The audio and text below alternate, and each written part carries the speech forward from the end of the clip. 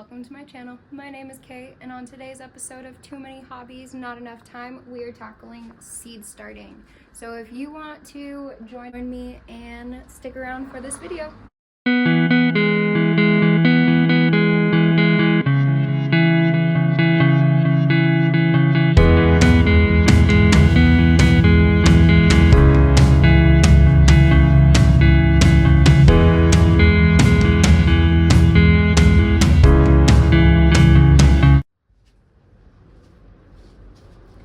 We are starting seeds today. So these are all my seeds. I got lots of seeds in here. I've been collecting them for quite a while already. Anyways, you get the point. There's a bunch in here. I'm thinking that we are gonna do flowers today. Specifically like cottage core flowers, I'm thinking. Because I want a bunch of cut flowers for this year. So this is what we got going on right now. I got sage, peppers, tomatoes, basil. I got some tomatoes starting in here. They haven't quite sprouted yet. I started them a couple days ago. Got some cosmos right there. I got a bean plant going on right there and some daisies in the back. I am waiting for my lettuce to go to seed. It is growing super long. And then I got parsley, chamomile, I think these are called like strawberry fields or something from San Diego Seed Company, some more parsley. Hey, it's Editing K jumping in. I just thought I would explain why I have a giant bin of water. For a lot of the plants that I have growing in pots, I like to bottom water them just because I think they absorb more water through that way, because you're really supposed to be watering for the roots. So I feel like if you bottom water them, then they're just gonna be sucked up to the roots where they need to go. But parsley, something that I'm not sure what popped up over here with these two, some green onions, and yeah, that is the garden right now.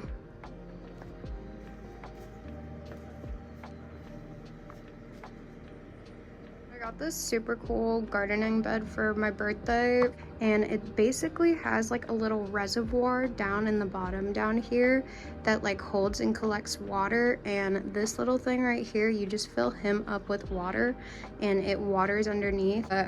This thing saves my life for when I forget to water the plants.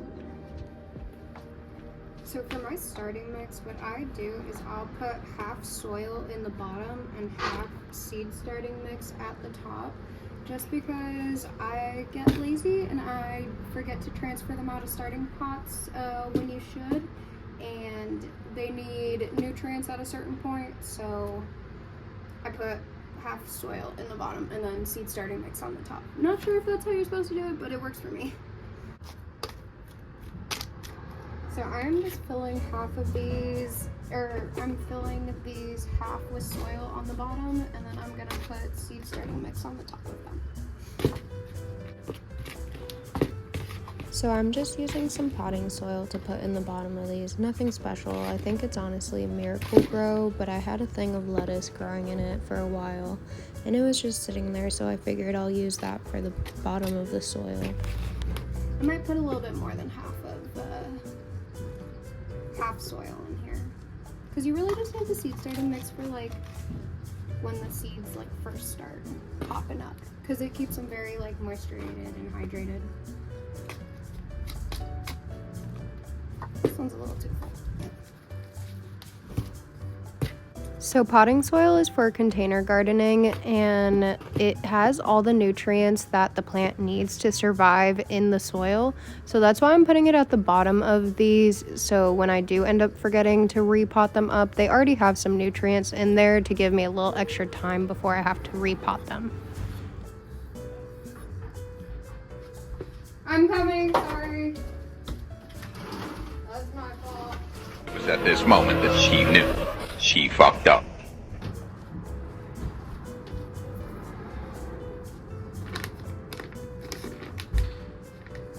This stuff's not wet because it's a new bag, so give me a second, I'm gonna get it wet. Alright, so let's get this seed starting mix wet.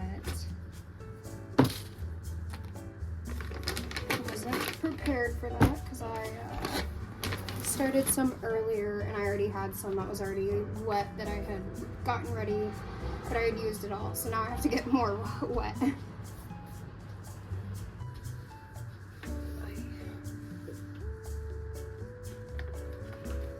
I'm just going to put it directly into the bag.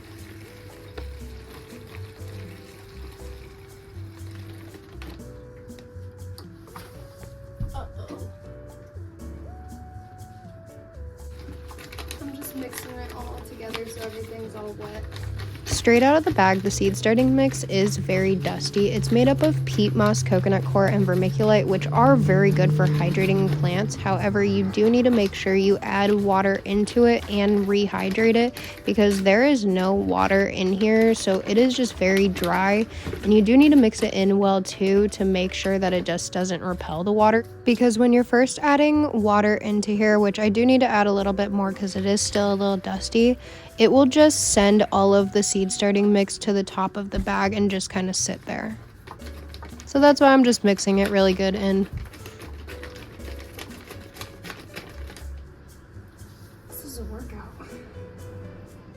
Another tip with the seed starting mix is don't stand directly over it. I kept getting it up my nose, and when I went to go blow my nose later, TMI, it was just a bunch of black soil, so watch out for that.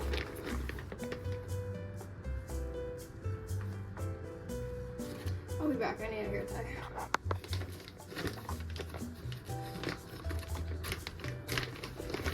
So I'm just gonna do my last bit of mixing, and after that we should be all ready to pot these up and then get going on the seeds. Alright, now that I have this mixed up, I'm just gonna put a little bit of this on the top of these.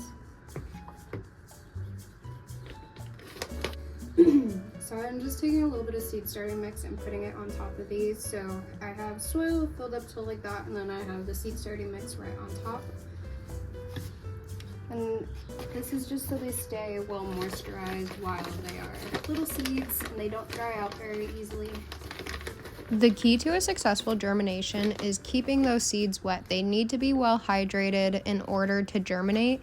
So with the peat moss, the vermiculite, and the coconut coir, they're very hydrating materials. So it's gonna keep retaining the water to make sure we got enough water to make those seeds sprout.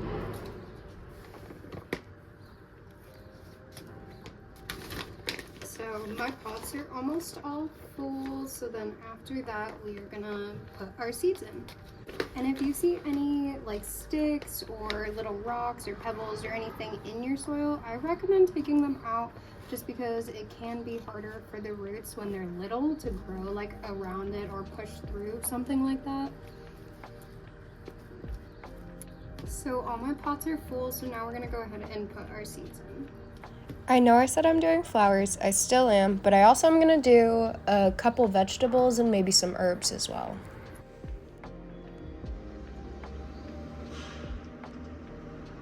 So I don't know if you can see the vision here, but I am wanting to live my cottagecore dream, and I think these are perfect for it. So the first seeds we got are these sky blue salvias. I think these are going to make such a pretty filler flower. On the back of the seed packet, you're going to find all of the information for the seedling. This is going to give you basic information like how much sun you should have for this area, how spaced out your plants should be, and how much water you should give them. It will also include other things like the time of year you should grow them and how long to wait until blooms. So for this one, it says that it blooms in summer, but it is 180 days till bloom. And I'm also going to be doing 3 seeds in this pot because it says that you can pot 3 in a 16-inch pot. The next flowers we're doing are these Linaria fairy bouquets. On the back of the seed packet, it says that it takes around 7 to 14 days to germinate and 45 to 50 days to bloom. On the back of the seed packet, it also says to plant them in groups of 2 and 3, and now I'm starting to realize why. Look at how tiny these are. It's those 2 little black dots. Those are the seeds. They are so tiny. These seeds are so tiny, so because they're so tiny, I'm just gonna put a couple in here. To give these the best chance of germinating, I'm not gonna bury them under the soil. Honestly, I'm just gonna set them on top of it and kind of push them into the soil. Otherwise, they won't be able to germinate. It's hard for seeds this size to push through soil, so it's best to just leave them on top and kind of just push them into the soil a little bit.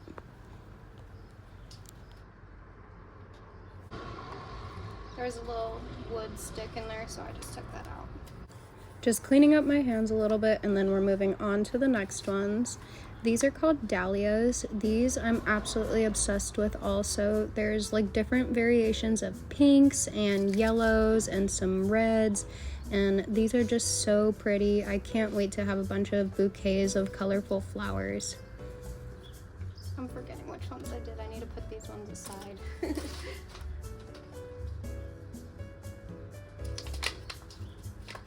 Whoa, these seeds are a lot bigger. Look at those. Oh, probably can't see. Look at those. Those are so much bigger. I am dropping seeds now. I think I probably just need 1 in here. I'll put 2 to be safe.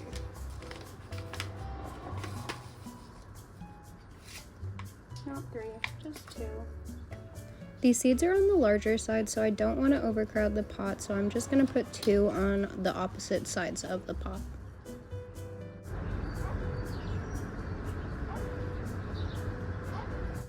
There's a dog that's barking and it sounds really funny.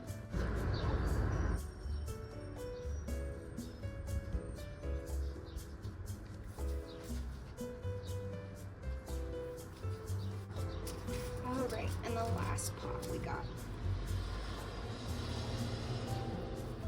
These are the last ones I'm gonna do. These ones are gonna take a year to bloom, but that's okay.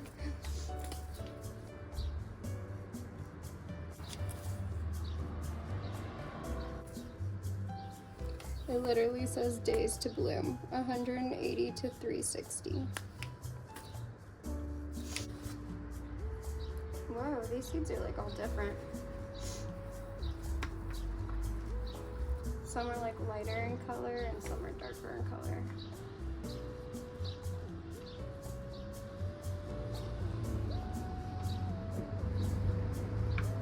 They're really small though too.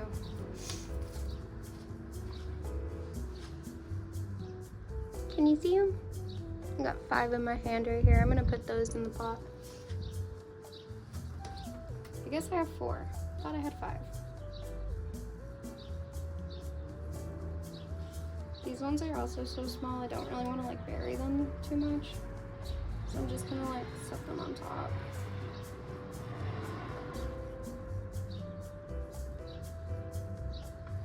There we go.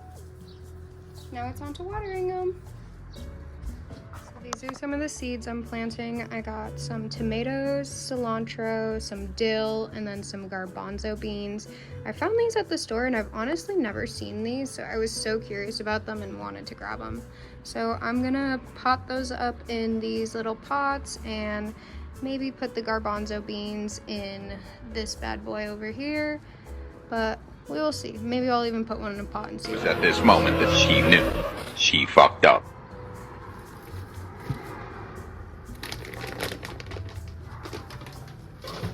So I just realized something. I didn't label any of the pots that I did earlier.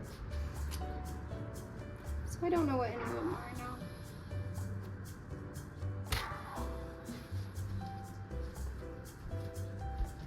I just started like 5 pots of flowers and forgot to label them before I just started these ones. And I don't know what any of them are because I moved them from the area I was working on to start the seeds where I was like recording and stuff. to on here just because they were in the way. And now I have no idea which ones are which.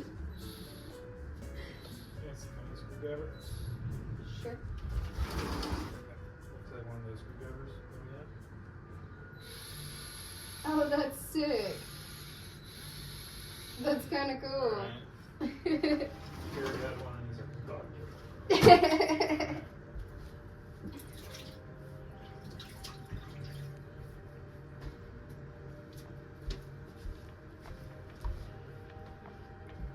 Well, that just happened. Next, we're gonna do slow bolting cilantro. I live in Arizona and it gets very, very hot here, and the cilantro bolts super fast, so that's why I'm doing the slow bolting one. This is supposed to be in full sun, but the best thing about growing it in a pot is you can move it to the shade when it gets too hot so it doesn't bolt. I'm gonna put 2 seeds in the pot to start with, and when it gets to an appropriate size, I'm probably gonna thin it out to 1 just to make sure it grows really well, but I am also gonna put a bunch of seeds in my garden bed. I use cilantro in so many things in my cooking, so the more cilantro, the happier I am, so I'm never upset if there's extra cilantro growing. The reason I'm going to be thinning it out is just because I'm going to be transplanting it into a different garden later, and I want to give it the best chance of survival. Otherwise, you could totally leave the 2 cilantros in there and it will do just fine. Just plant it up once it gets to a big size. Cilantro does really good in small areas, so you can definitely just sneak it into little areas in your garden or even just a tiny pot. Hey baby, can you do me a favor and grab me one of those Milwaukee markers? Thank you, because I still forgot to label them.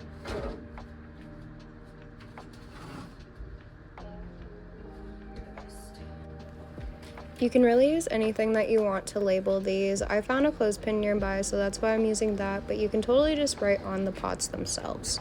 That's actually what I ended up doing later on. As long as you have labels on them, you're fine. Next on the list are these garbanzo beans.